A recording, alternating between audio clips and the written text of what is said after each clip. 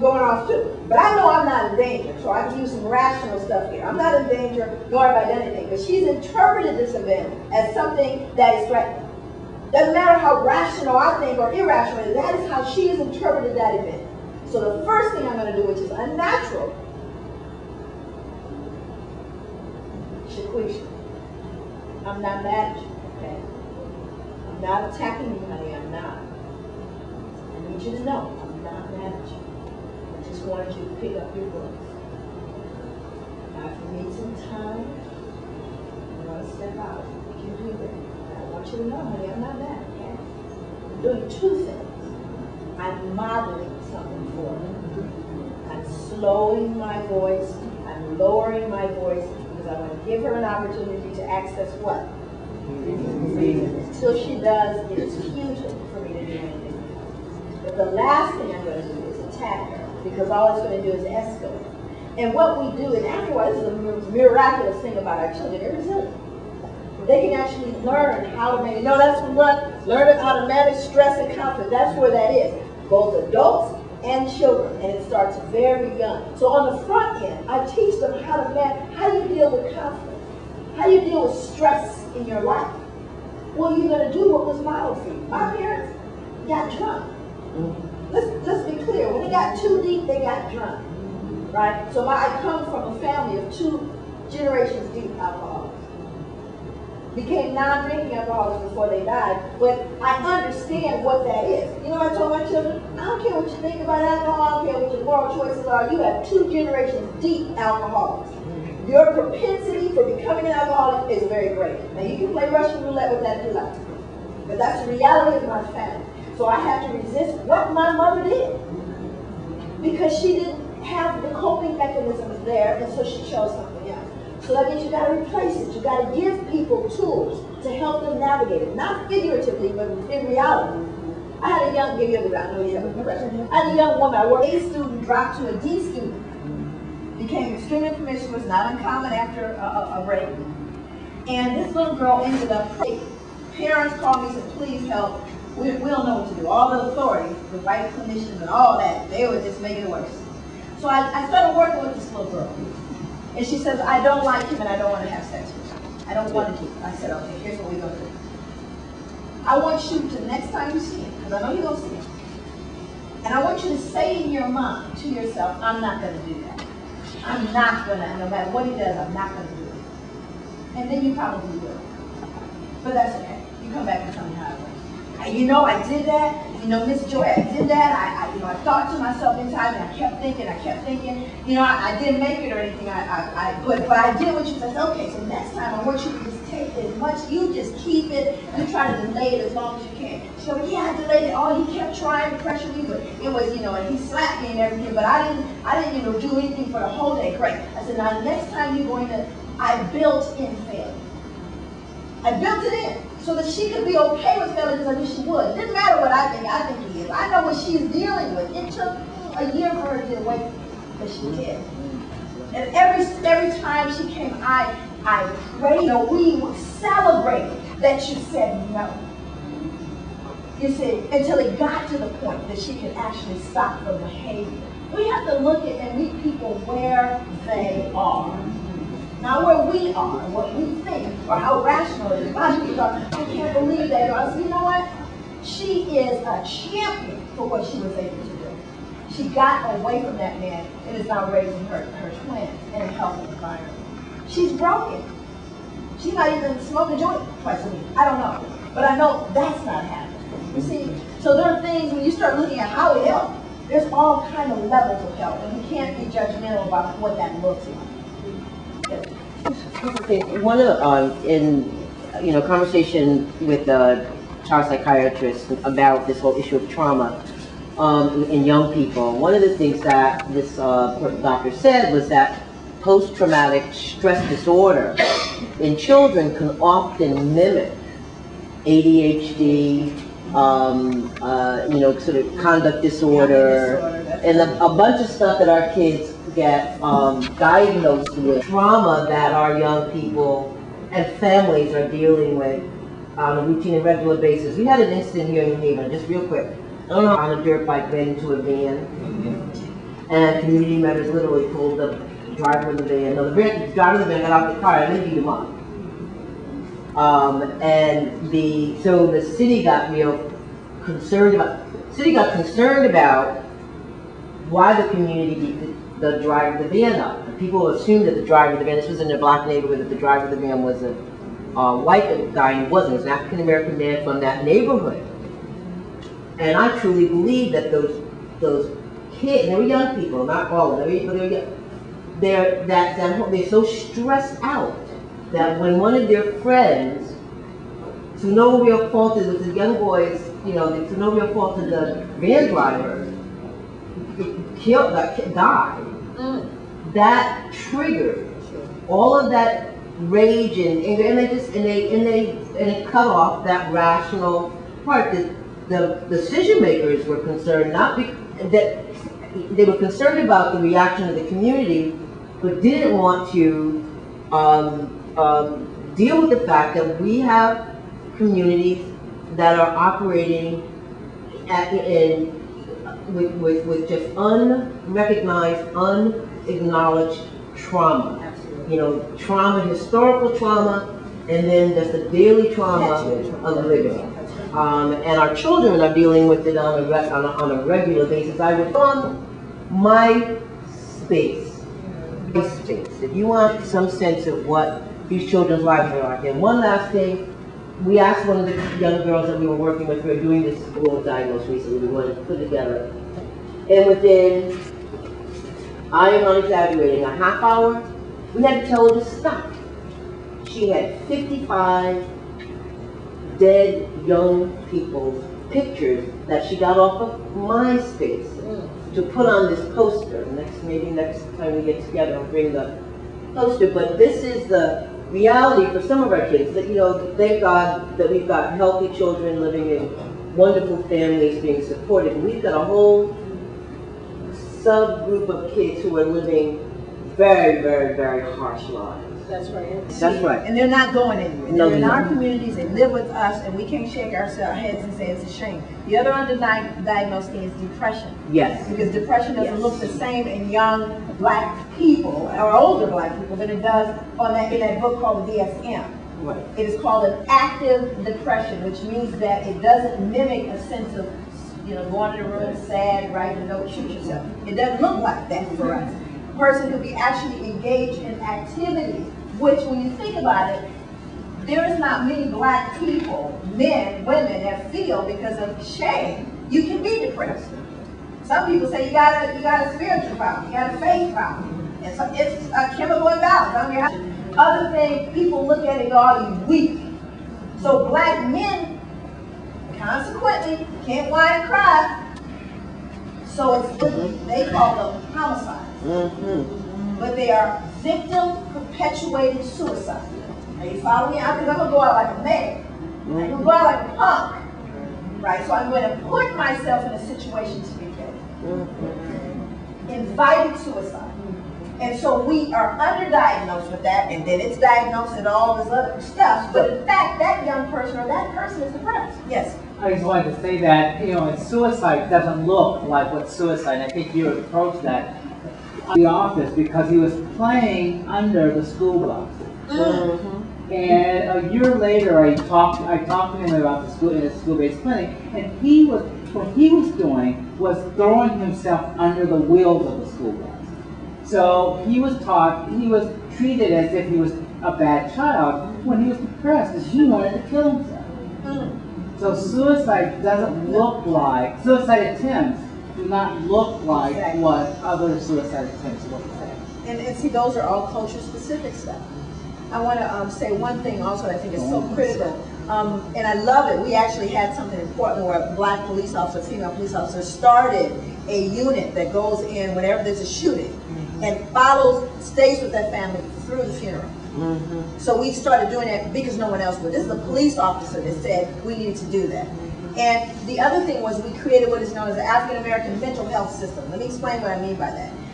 Based on evidence-based practice, which is a whole new buzzword now in social science, evidence-based. So don't take one stamp on how everybody works and can get better. Our people need different stuff. I have graduate students, these are MSW, Master of Social Work students in my classes.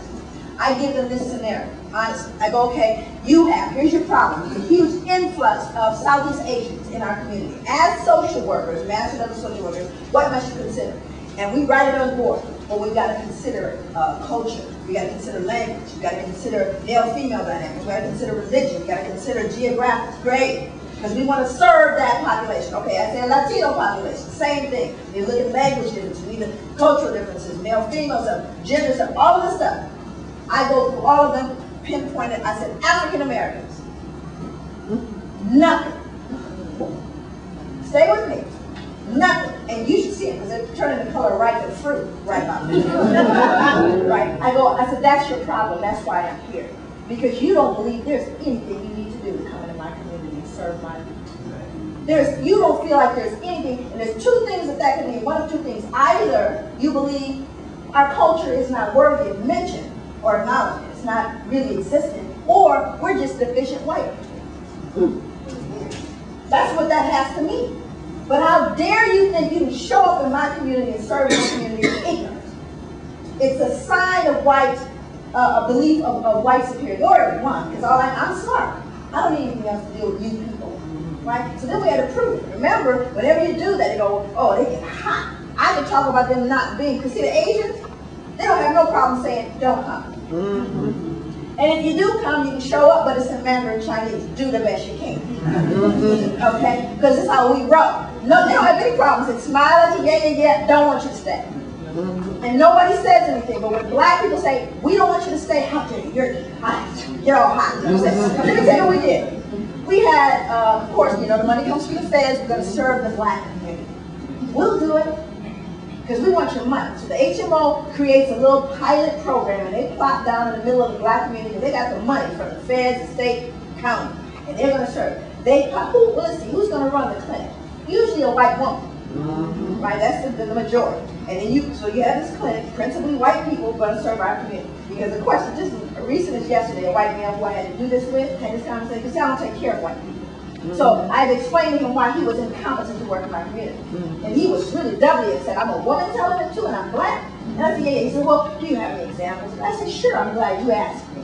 Let me give you some example of what that looks like. So let's get clinical. So we had this clinic. This is a real story. 250-pound black man shows up at the clinic, the little private clinic that the HMO created for him. He's off his meds, bipolar, off his meds a couple weeks. And he's off his meds because he got laid off, can't afford the medication. But he heard they got a program in the community, so he shows up. All, big to him, but not a synapse firing right. Right, so who does he get to see? Cindy Lou Who, fresh out of Arkansas with her MS of W. Or give her some more LCS and give her some letters, whatever you want. She shows up in the room. He walks in, and with all his synapses not firing right, the one thing he knows, don't scare the white girl. Figure that out. With all those scattered thoughts. So he's sitting there looking at her. She's trying to force out of her mind all the stuff Dad said. All the stuff that was said at her dinner table. All the stuff that she's been taught to believe about this big black man. This particular organization, the director, circulated a memo, which unfortunately I got hold of and published in the newspaper, that they would no longer serve angry or agitated black men. This is mental health for our community. Okay.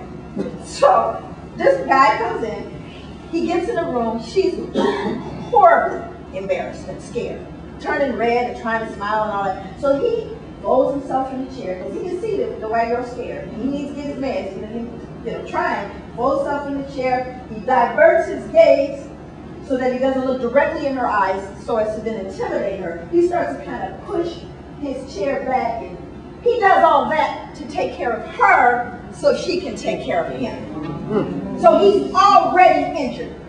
And what she says to me is, but I'm not a racist. And I go, and I don't care. That's right. If you're a racist. Because what walked in that room was 300 years of history, and he shouldn't have to go through that. And maybe you shouldn't be on the other side of that table. You're not competent to be there. Right. All right. Yeah, but you're going to have the Nguzu Saba on the wall. Yes. Okay, Dr. DeGroy, since people are not competent, white people are not competent to take care of black people in the black community, I agree with that 100%, mind you, because I see in New Haven, the people that are making decisions for the black community here are white people. And I always said, I'm new to New Haven by 3 years, and I'm like, where are the black leaders here in New Haven? There is no black leadership here, and that's kind of scary. So I made a lot of notes here, but I won't. I don't know if I should get into all that. but I have to say this because I know you would understand. Is first of all, Africans in Africa, they don't really associate themselves with black Americans here.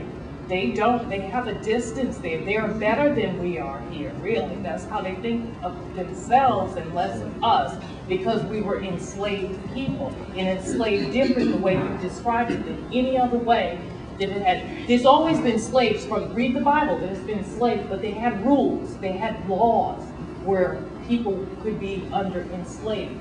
When white people enslaved black people, it was less than human. We were considered worse than animals. And so that affects us today, and we're all messed up because of it. And if we don't heal ourselves, if we don't do anything about it, we're going to be doomed people. I see that in New Haven. If you ever stand outside on the green at 2 o'clock and watch your kids get off the bus, you will see there's something wrong here in this community. And then watch the policemen stand on the other side of the street, and they're looking for trouble, and then they're arresting your children for riding the bike on the sidewalks, where students ride their bikes on the sidewalks all the time, but they're keeping a record of your children now. So I think about this, and I look about, I say, well, what can I do as a person who live here, and how can I help out here? I think you need to design some workshops. This is my goal. You need to design some workshops. You need to educate people like myself who are interested in just learning more and doing more, to help our people. So I want you to know, one, you do have resources there. I haven't seen them, but I know they're there. What we discovered, they said, well, we don't have enough, you don't have enough black professionals. That's why you can't have a staff. We found, I went and looked and found 215 black professionals who couldn't work in the community because there were no jobs. And they got loans to pay off. They got, so what ends up happening within the community are not jobs for them, so they're working in white establishments, which makes sense. They're also, I'm not even suggesting that white people can't work with black people. I have a friend, he's Jewish. Jay been in the community for 20 years, little boy. They started calling him where's that brother that's with you, the guy, they started thinking, isn't he something, he got some kind of skin, he got a skin problem. He albino, right? They started doing that with him. You know why? Because Jay showed up. He showed up, and half the time he just shut up until he was accepted in the community. He's a clinical psychologist, and he works in our community. So white people can work with black people, but you don't get to come in and run it and take over. I would submit to you that there are black people that want to serve but don't see the place to serve. Number 3, get a dream team. This all started with 7 people. We had even black folks mad at us. Who they think they are? They think they are all that. Why I'm not on it.